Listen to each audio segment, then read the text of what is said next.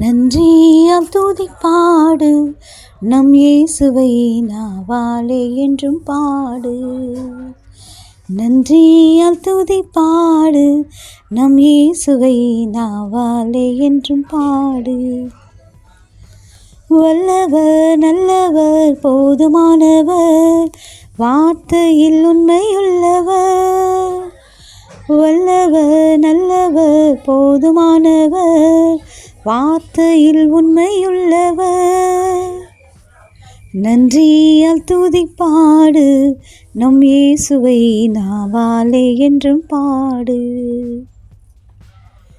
எரிகோ மதிலும் முன்னே வந்தாலும் இயேசு உந்தன் முன்னே செல்கிறார். எரிகோ மதிலும் முன்னே வந்தாலும் இயேசு உந்தன் முன்னே செல்கிறார். கலங்கிடாதே திகைத்திடாதே துதியினால் இடிந்து விழும். கலங்கிடாதே திகைத்திடாதே துதியினால் இடிந்து விழும். நன்றியால் துதிப்பாடு நம் இயேசுவை நாவாலே என்றும் பாடு. யோசுவா 6ஆம் அதிகாரம் 20ஆம் இறைவார்த்தை. மக்கள் ஆரவாரம் செய்தனர், எக்காலங்கள் முழங்கின. எக்காலத்தின் ஓசையை கேட்ட மக்கள் பேரொலி எழுப்பினர். மதில் இடிந்து விழுந்தது. எரிகோ மதில் போல் உங்கள் துன்பங்கள் உங்களை சூழ்ந்து கொண்டிருக்கின்றதா? கவலை வேண்டாம், கண்ணீர் வேண்டாம். ஆண்டவராகிய இயேசு கிறிஸ்து உங்களோடு இருக்கின்றார். மகனே மகளே, அவர் உங்களை பார்த்து சொல்கின்றார், மோசேயோடும் யோசுவாவோடும் நான் இருந்தது போல உங்களோடும் நான் இருப்பேன். பயப்படாமல் இருங்கள், துன்பங்களை கண்டு துவண்டு விடாதீர்கள். நான் உங்கள் கண்ணீரை துடைக்க காத்திருக்கின்றேன். உங்கள் எத்தனை பிரச்சனைகள், உங்கள் குடும்பங்களில் உங்களுக்கு எத்தனை பிரச்சனைகள் இருக்கிறது, எத்தனை துன்பங்கள் இருக்கிறது என்று எனக்கு தெரியும். உங்களை நான் தானே உண்டாக்கினேன். நான் இதை தானே கேட்குறேன். என் வழியில் நடங்க, என்னை பின்பற்றுங்க நான் கேட்குறேன். யாருமே கேட்க மாட்டேன்றீங்களே. ஆண்டவர் நம்மளை பார்த்து சொல்கிறாரு. நம்ம யாருமே அவருடைய பேச்சை கேட்க மாட்டேன்றோம். சில நேரத்தில் கேட்கலான்னு நினைக்கிற நேரத்தில் ஏதாவது ஒரு தீமை நம்மளை சூழ்ந்து கேட்க விடாமல் செஞ்சிடும். உலக ஆசைக்கு சில நேரத்தில் நாம் உள்ளே போயிடுறோம். இதெல்லாம் இருந்து நம்ம மீட்டு வெளியே வரணும். ஆண்டவருடைய வழியில் நம்ம நடக்கணும்னா ஆண்டவருடைய வார்த்தைக்கு கீழ்ப்படிந்து நடக்கணும். பாருங்கள், அந்த மதில், எரிகோ மதில் எப்படி விழுந்தது தெரியுங்களா? ஆண்டவரை அவர்கள் போற்றி புகழ்ந்தார்கள். எக்கால ஓசையோடு குரல் எழுப்பினார்கள். மதில் இடிந்து விழுந்தது. நாம் என்ன செய்கிறோம்? என்னைக்கு ஆண்டவரை போற்றி புகழ்கிறோம்? செய்கிறோம். சில நேரத்தில் ஜெபம் செய்கிறோம். இது நடக்குமா நடக்காதா அப்படின்னு யோசித்து செய்கிறோம். ஒன்று மட்டும் நாம் நினைவில் வச்சுருக்கணும், எந்த மனிதர்களாலும் நம்மளுடைய துன்பங்களிலிருந்து நம்மளை மீட்டெடுக்க முடியாது. ஆண்டவராகிய இயேசு கிறிஸ்து ஒருவரால் மட்டும்தான் நம்மளை மீட்டெடுக்க முடியும். நாம் என்ன செய்யணும்னா அவரை நம்பணும், அவரை போற்றி துதிக்கணும், அவரை ஆராதித்து வணங்க வேண்டும். ஆண்டவராகிய இயேசு கிறிஸ்துவை நம்ப வேண்டும், நாம் விசுவசிக்க வேண்டும். நாம் விசுவசிப்போமா? அவரை நம்புவோமா? அவரை ஏற்றுக்கொள்வோமா அப்படின்னு அவர் எதிர்பார்க்குறாரு. நன்றி உணர்வோடு நாம் இருக்கோமா? ஆண்டவர் நம்மளை பார்த்து கேட்குறாரு. வழியில் நீங்கள் நடக்க மாட்டீங்களா மகனே மகளே அப்படின்னு கேட்குறாரு. நம்ம குடும்பங்களில் எத்தனை பிரச்சனைகள் இருக்குன்னு யோசித்து பாருங்கள்.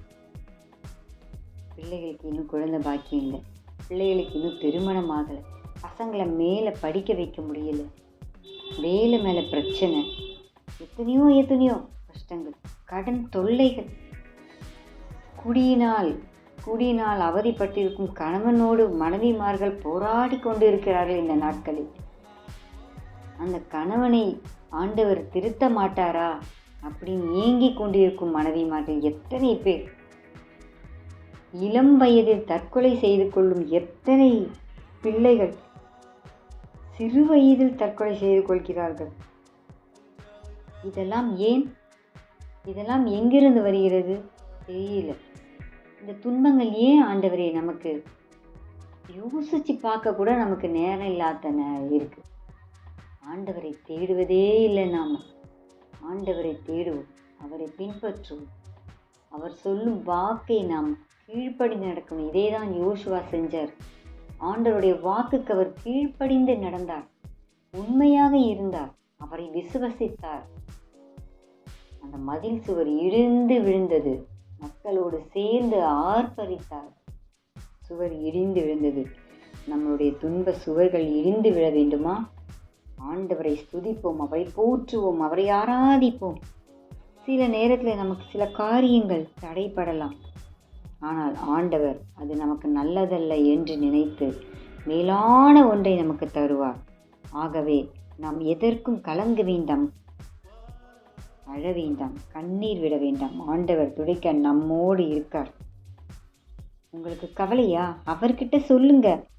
அவர் காது கொடுத்து கேட்பாரு. அவர்கிட்ட போய் கண்ணீர் வடிங்க. மக்கள்கிட்ட போய் கண்ணீர் வடிச்சா பிரயோஜனமே இல்லைங்க. எந்த மனிதர்களும் நமக்கு ஆறுதல் சொல்ல, உண்மையான ஆறுதல்லாம் வரமாட்டாங்க. ஆண்டவராகிய இயேசு கிறிஸ்து ஒருவர் மட்டுமே, நம்மை உண்டாக்கிய ஆண்டவர் அவர் ஒருவர். அவரையே நாம் நம்பி இருப்போம். எல்லாவற்றையும் அவருடைய கரத்தில் ஒப்பு கொடுப்போம். என்னுடைய நாமத்தினால் நீங்கள் எதை கேட்டாலும் நான் உங்களுக்கு செய்வேன்.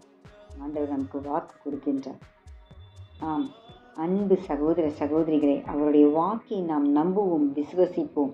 நம்முடைய கண்ணீர், கவலைகள், ஏக்கங்கள், கஷ்டங்கள், துன்பங்கள் எல்லாம் பறந்து போகும். ஆண்டவரை நம்புவோம். அவர் வழியில் நாம் செல்வோம்.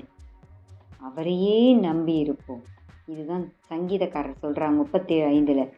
உன் வழியை ஆண்டவரிடம் ஒப்படைத்து விடு, அவரையே நம்பியிரு. பாருங்க, அருமையான ஒரு இறைவார்த்தை. ஆகவே அவரை நம்புவோம், அவரை விசுவசிப்போம், அவரை ஏற்றுக்கொள்வோம். ஆண்டவரை நம்புவோம், அவர் வழி செல்வோம், அவரை எப்பொழுதும் போற்றி துதிப்போம். இயேசு கிறிஸ்துவின் வாக்கு நமக்கு என்றும் இருக்க அவரோடு இணைந்து செபிப்போம். இயேசுக்கே புகழ், இயேசுக்கே நன்றி. மரியே வாழ்க. Praise the Lord. ஆமென்.